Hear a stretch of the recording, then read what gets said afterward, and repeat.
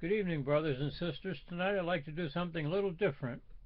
As you can see, the camera is not focused on my face tonight, but rather on a nice painting that I have on my wall of Jesus and the woman at the well. It's a very old painting, and I like it quite a bit, so I thought I would share that. What I'm going to read is a very good Bible study that's going to be in a number of different parts. This will be part one. Where is God's true church today? And we'll begin. Have you ever wondered why you were born? What your real future will be like in the afterlife? What you will actually be doing for eternity? Will you sit around all day playing a harp or staring passively into the face of God? Or does God have something far more awesome and wonderful planned for you? Have you ever wished you could find a church that truly understands the end-time prophecies of the Bible, how they apply to today's headlines and the near future events affecting your life? Have you searched for a church that could help you understand the genuine meaning of life itself and could explain where you and your nation will be headed in the next few years?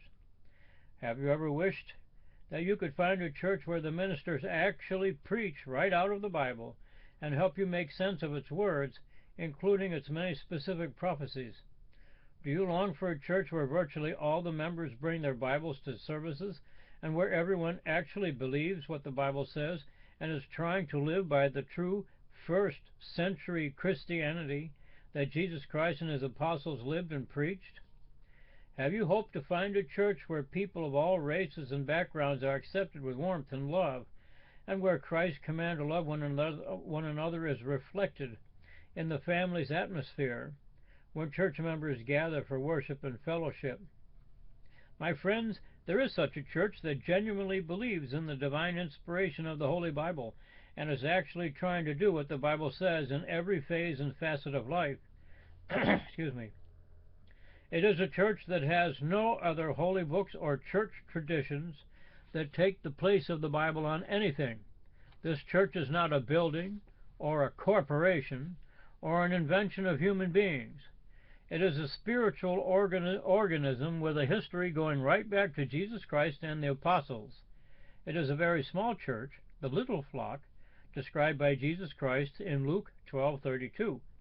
But it has always existed since the time of Christ and will exist at the end of the age when its faithful members are taken to a place of safety. See Revelation 12. Before the Great Tribulation actually begins.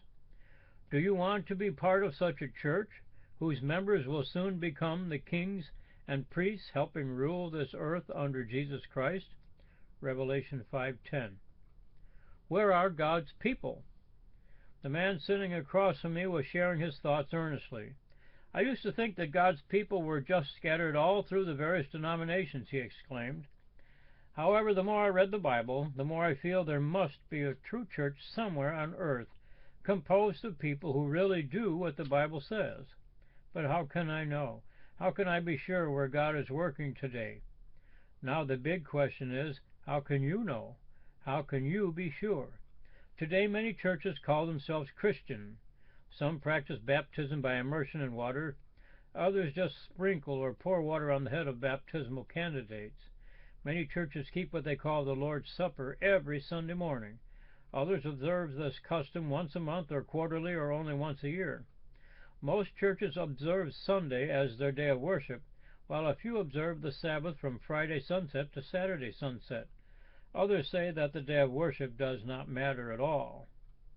Churches are called by all kinds of names: Episcopal, Baptist, Holiness, Lutheran, Presbyterian, Catholic, Methodist, Pentecostal, and others.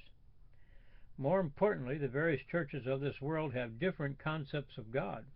Some feel that God is a fierce autocrat who roasts sinners in an ever-burning hellfire. Others think of God as simply the divine spark that somehow started all life, but that he has very little to do with everyday events and does not care about mankind's lifestyle. Yet these differing churches all call themselves Christian. They use the name of Christ. Does it make any difference? Has God left it up to human beings to search out and call their churches by various names and come up with various days upon which to worship and various modes of baptism and different doctrinal teachings? We shall see.